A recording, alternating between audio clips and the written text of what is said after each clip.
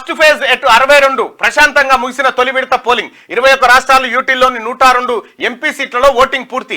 మణిపూర్, బెంగాల్, అరుణాచల్లో హింసాత్మక ఘటనలు. వివిధ రాష్ట్రాల్లో మొరాయించిన ఈవీఎంలు. నాగాలాండ్లోని 6 జిల్లాల్లో 0 ఓటింగ్.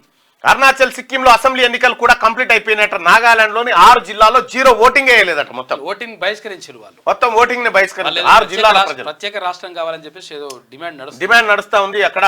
అయితే ఫస్ట్ పేజ్ 62%. 102 నియోజకవర్గాల్లో 62% ఓటింగ్ లో పాల్గొన్నారు. 100%కి 62 అంటే దాదాపుగా ఇంకా 38% మంది ప్రజలు ఓటింగ్ వేయలేదు. 38% మంది ప్రజలు ఓటింగ్ వేయలేదంటే ఇది చిన్న విషయమా?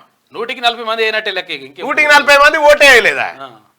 మళ్ళీ గిట్టుంటాదా దేశం గిదానా అంటారు. ఈ వేసిన 60 మందిలా ఓ 4గురికి మళ్ళీ ఓట్లు ఈలిపోతే 15 ఓట్లు వచ్చినోడు గెలుస్తాడు. ఇప్పుడు 4గురికి ఈలిపోతే 16% వచ్చినోడు గెలుస్తాడు కదా.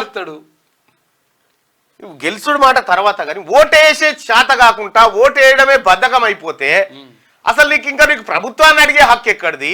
నీకు జనాభా లెక్కల పేరు కూడా ఎక్కర్లేదు. ఇక ఎన్ని కోట్ల మంది ఓట్లకు దూరంగా ఉన్నారు? ఎన్నికల సంఘం మేము ప్రయత్నం చేస్తా ఉన్నాం. ఎన్నికల సంఘం ఇక మేము ఉర్రూతలు ఊగిస్తా ఉన్నాం. ప్రజలందరినీ చైతన్యవంతం. ఏది ఎన్నికల సంఘమా? ఏది నీ చైతన్యవంతం? ఏది ప్రజలు ఓటేయడానికి రాకపోవడానికి కారణాలేంది? ఎన్నికల సంఘమే బాధ్యత వహించాలి దీనికి.